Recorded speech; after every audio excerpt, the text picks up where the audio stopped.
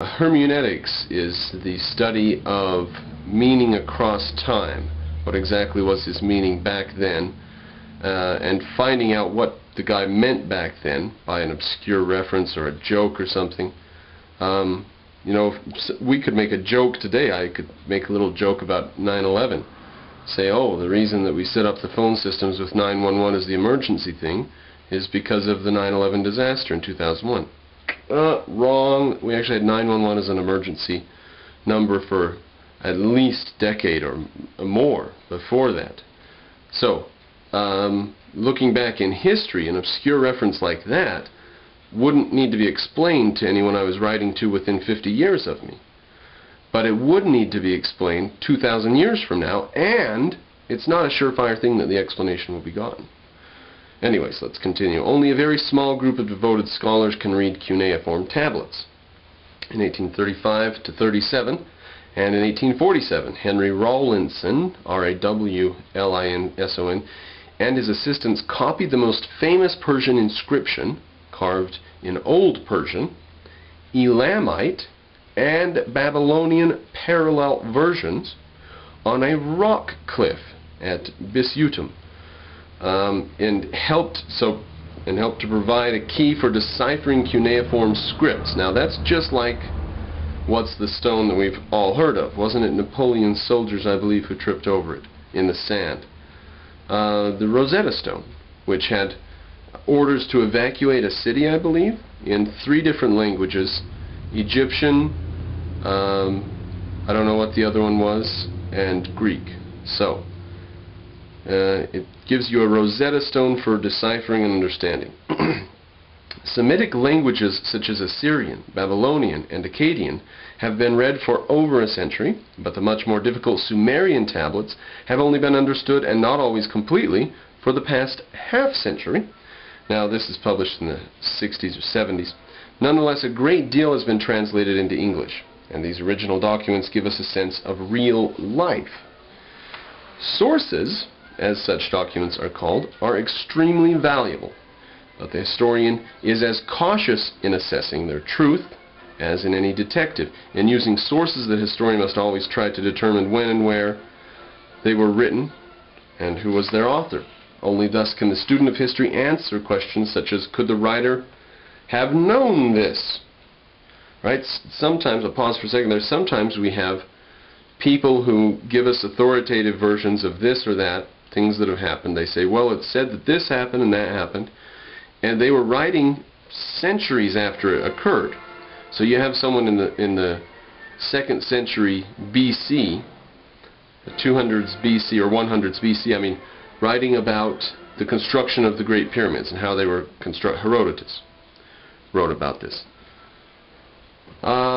They were constructed with wooden cranes that picked the blocks up and moved them up one step at a time.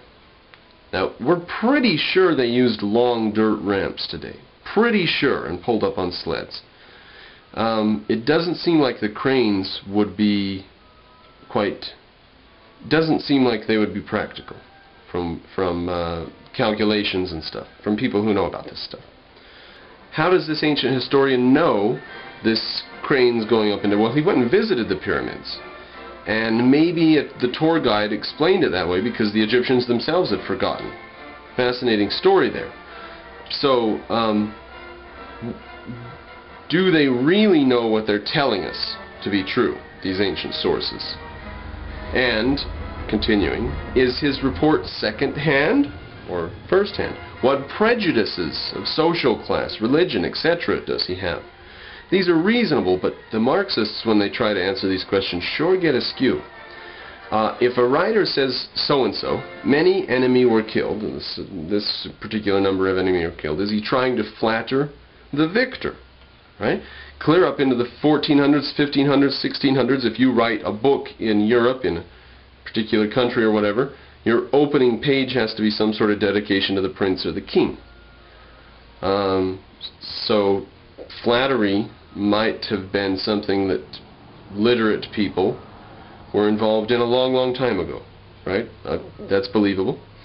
Does this ancient source give the real cause of an event? Okay, now we're going to go over some Mesopotamian sources, originally in Sumerian or Babylonian, but these are from Mesopotamia generally, and quote, are quoted so that the reader can listen to the voices of men and women from the days of Hammurabi and earlier. So here's the prayer. We'll start off with the prayer to Enheduanna. The earliest writer in human history of whom we know the name is Enheduanna. Enheduanna, daughter of the great Sargon of Agade, or Akkad, who was appointed high priestess of the main temple of Ur, U-R, in the 24th century BC, 2300s. She wrote a hymn in praise of Ishtar, called Inanna in Sumerian, which celebrates the power of the goddess in love and war. 2 stanzas are as follows. Destroyer of the foreign lands, you have given wings to the storm.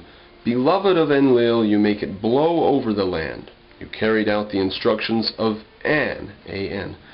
My queen, the foreign lands cower at your cry. In dread and fear of the south wind, mankind brought you their anguished clamor. Took before you their anguished outcry, opened before you wailing and weeping, brought before you the great lamentations in the city streets. The mountain who kept from paying homage to you, vegetation, became taboo for it.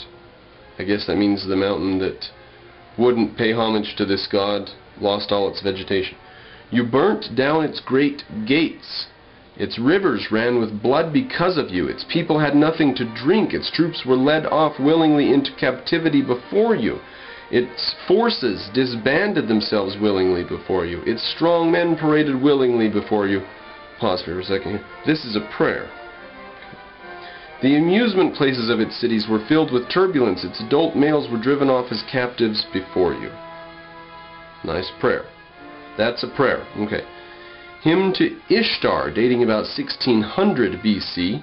So that's about 800 years later on. 800 years later. So compare that to something written today to something written in the 1200s AD. Compare Thomas Aquinas and his writings, say, to something being written today. So quite a bit of change may have happened, or perhaps not. Let's see. Dating about 1600 BC now. Hymn to Ishtar, I-S-H-T-A-R. She is clothed with pleasure and love. She is laden with vitality, charm, and voluptuousness. Ishtar is clothed with pleasure and love. She is laden with vitality, charm, and voluptuousness. Yes, that repeated itself.